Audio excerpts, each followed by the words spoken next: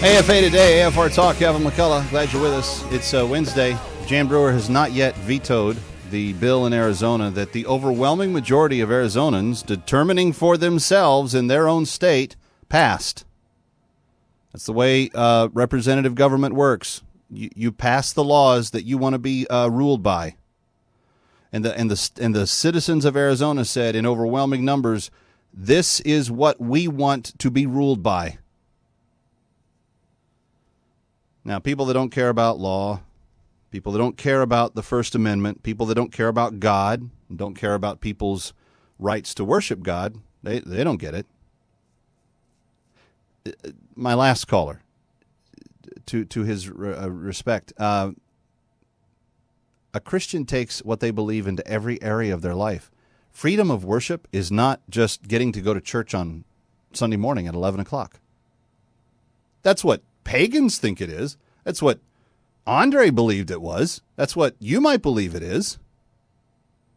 But committed Christians believe that everything in their life belongs to God. So everything they do according to His guidance and His word and His will and His Spirit's moving in their life. 888-589-8840. And if you disagree with me, you're getting pushed to the front of the line. Let's go to Arkansas. Raymond disagrees with me. Hi, Raymond. Hi, I appreciate you taking my call. Sure thing. Yeah, I oppose the bill mostly, and quite simply, it's more of a separation between church and state type of an issue, in my opinion. Right, which isn't an issue, but go ahead. Oh, well, I mean, you can't sit there and use religion to impose people's rights. Raymond, you just said it was a separation of church and state. Now, first of all, the state isn't saying anything about this. This isn't the state acting to shut down a church or the church seeking to influence the government. This is about the private commerce of private citizens. This has nothing to do this has nothing to do with church and state. Well, it does though, because if you sit there and you have a group of people, in this case, Christians, who want to impose their will on people who don't want their will imposed on, Raymond, how is allowing someone whose faith it violates to participate in the celebration of what they perceive to be an immoral act, how does that force that person's will upon the people committing the immoral act? The people that committing the immoral act are still free to commit it and to celebrate it and to do everything. They're just not requiring that person to observe and to participate in the celebration of it. No, and I do want to say that the photography, specifically the photography with gay weddings, gay marriage, that is a tricky situation, and I will agree with you on that it is it's something that would certainly need to be discussed. But when it comes to diners not allowing gay people to eat, that's not what this bill is about. That's not what this bill is about. It could be any owner can sit there and say, "Oh, well, I don't agree with you." That's the canary that they keep throwing up there, to see if the oxygen will hold it. But it's not. That's not it. That's not what this is. This bill is preventing Christian business owners, primarily, but people of any faith that have religious convictions about sexual behavior, to not be forced to participate in the celebration of that behavior. And it's not limited to homosexuality. The language of the bill doesn't mention gays. It doesn't mention homosexuals. The language of the bill is any act that violates a moral code. So if the person that shoots the photography doesn't want to shoot a wedding of first cousins, for example, which is legal in some states, but still might violate people's moral sense, then it doesn't force that photographer to go and participate in that act. 888-589-8840. Stephen also disagrees with me. If you disagree with me, you get to go to the front of the line. Stephen, you're up next on with Kevin McCullough. Hi. Well, Kevin, nice to talk with you. You too. Well, here's the thing. I'm against the bill because I don't believe in forced servitude. I kind of thought that's what we fought for in America, is to be free, that we couldn't be forced by the government to serve them or anyone Then you're else. for the bill. No, I'm against the bill. I don't want to beat on people with any more laws. We got enough. We got laws that already give us freedom. The law prevents the forced servitude. You may not have heard me yet. I'm against the bill because I don't want to beat on people with any more laws. We decided this a long time ago. This isn't a new thing. Okay, so, Stephen, I don't have to hear anything else. Already what you've said says that you're okay with courts telling these business owners they got to go celebrate the weddings that they find objectionable.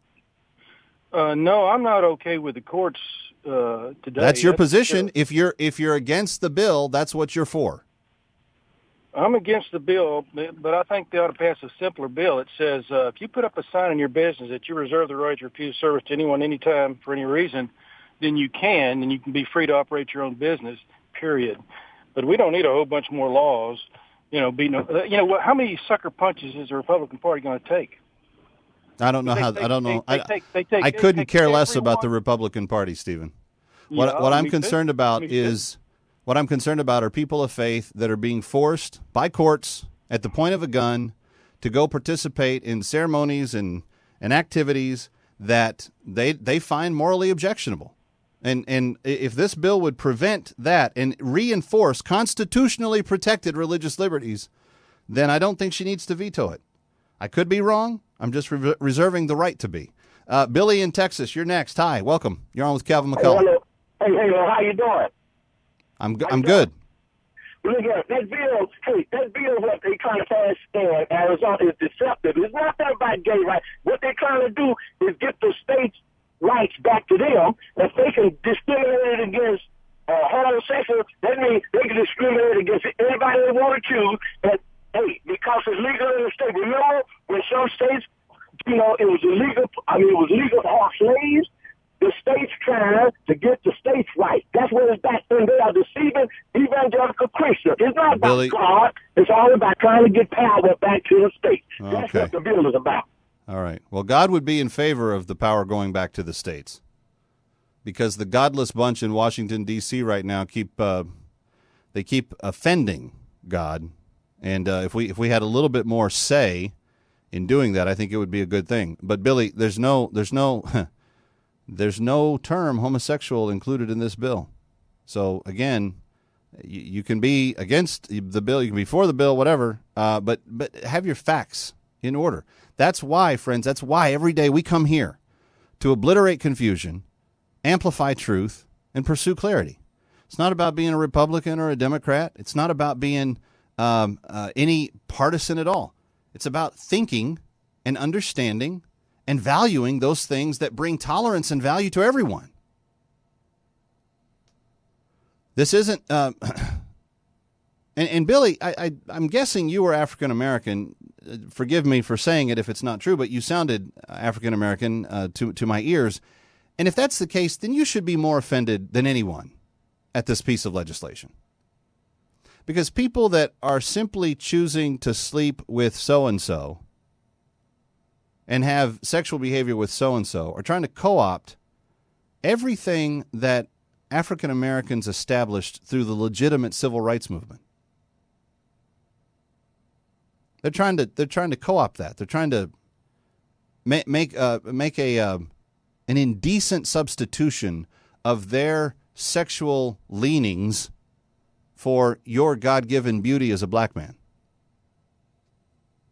888-589-8840, 888-589-8840. Let's talk to Ari in North Carolina. Hi, Ari. Welcome. You're on with Kevin McCullough. Glad you're here. Yeah. Hey, Kevin. Yeah, I think the problem with the Christian position is that it is untenable because Christians have compromised the Torah. All of these sexual ethics come out of the Torah. The real sexual revolution was when God gave his commandments to Israel, and he demanded that human beings behave sexually in a way that honors him.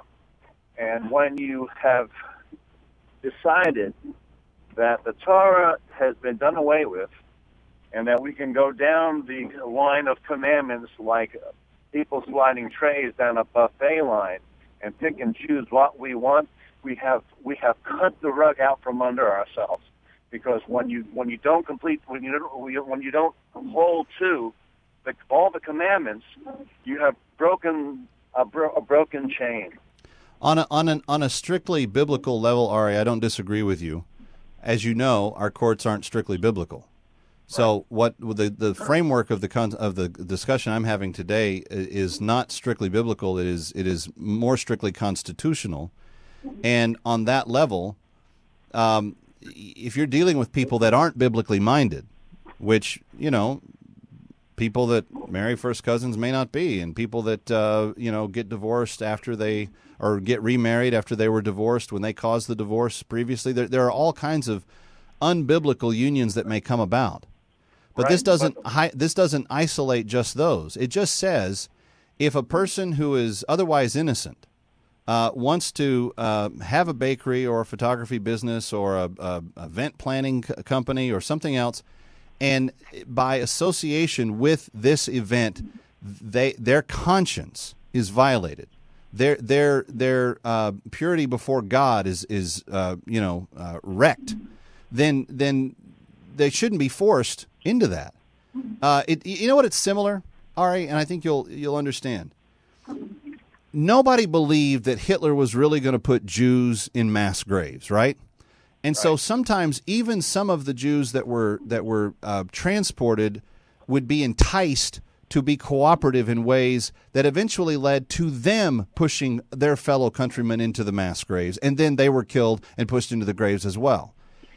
When you force someone to go against their conscience, against what they know to be right, it is one of the most indecent and violent acts against a human being that can be produced. And I'm not saying that anything here is nearly as extreme as the example I just gave you, but that occurred. That occurred in documented historical cases. This is what the activists want to have happen with the people that are of strong faith. They want you to violate your faith. They want you to disagree with what you hold to be sacred. And I think that when we do that, we're not just messing around in the physical realm anymore. We're messing around with God. We're messing around with something that's much bigger and has much more say over us than what our mostly secular society now wants to believe. You're right. A weak view of Scripture is death. Absolutely. All right, thanks for the call. Good observation, and I appreciate it. Let's talk to Kevin in North Carolina. Hi, Kevin. Hi. Yeah, I wanted to say I disagree with you about the bill, actually, that I don't think it's going to pass. I think that we're letting our society be and our beliefs be dictated by people who have replaced God with the state, and they're complete totalitarians. But you're for the bill in essence. Oh, in essence, yes. I don't think that's going to pass because well, there's all kinds of pressure being put on Governor Brewer to they're just killing her. I mean, yesterday Mitt Romney tweeted to her publicly, and he's got, I don't know, millions of tweet followers, whatever you call those people. But the pressure is being turned up on her to knuckle under and to do her part as a party girl. And I don't mean that as someone that's at a party having fun. I mean that as somebody who's supposed to march in line when the party says get in line. And the problem here is that she will violate the will of her own people. Most of the people that voted in favor of this law voted for her for governor. It's the same thing as Rand Paul, what we were talking about a couple of days ago with Steve Deace. It's the same thing as what he was describing in Kentucky. 1.2 million people in Kentucky voted to define marriage as a certain form of sexual union. 75% margin. He says, well, I'm not going to comment on it because, I'm against the federal marriage amendment because it violates the states' rights issue. And then the federal judges come in and say, okay, that state law that you guys passed, that's not good either. And he tore it up. And the voters of Kentucky are looking at Rand Paul going, you're our senator. What do we do? And all they hear is crickets. Still hasn't responded. Let's help Governor Brewer understand that response here is important. Response for what is just, what is true, what is right. If you'd like her phone number, I've got it up at the afatoday.com website. It's the first Facebook post there, 602-542-4331. 602-542-4331. We can sometimes see partisan actions overrule good common sense, but let's make sure that Governor Jan Brewer remembers what good common sense here is. 602 602-542-4331. 602-542-4331. All right, let's go to West Virginia because John wants to weigh in. Hello, John. Yeah, hi. Thanks for taking my call. Sure. Yeah, I was wondering what your response would be to, let's say I have a business and people who have committed adultery in the past come to my business. Should I be allowed to not serve those individuals? Do you know for a fact do they walk in going, "Hey, look, I'm an adulterer. Hey, check it out. Check me. I abandoned my marriage. I broke my vows. Aren't I cool?" No, sir. Let's say it's a known. Let's say it's publicly been acknowledged that this person has. Well, let's say he or she is divorced. Are they asking? Okay, that's question one. Question two: are they asking you to participate in a transaction that would cause you in some way to celebrate that adultery? Well, I don't think the law deals with celebration. Actually, let me ask. I don't see the word. See, that's where we got to celebration. part ways for two reasons. One, the computer's telling me I'm almost out of time. But secondly, these types of actions aren't comparable on all the levels that your scenario is trying to play out. But someone marrying a cousin, that's comparable. If you ask me to come, to be part of, to be in attendance at your celebration, and to take attractive photographs of your wedding party, adulterer comes in to get his oil changed. Everyone needs their oil changed. You're not making a statement by changing his oil. You are making a statement by taking the work of a gay wedding if you're a photographer. It impacts your business. It impacts your reputation. 888-589-8840 when you want to talk with me. KMCRadio@gmail.com. I'm Kevin McCullough. Thanks for being here. This is AFA Today on AFR Talk. Brian Fisher is next.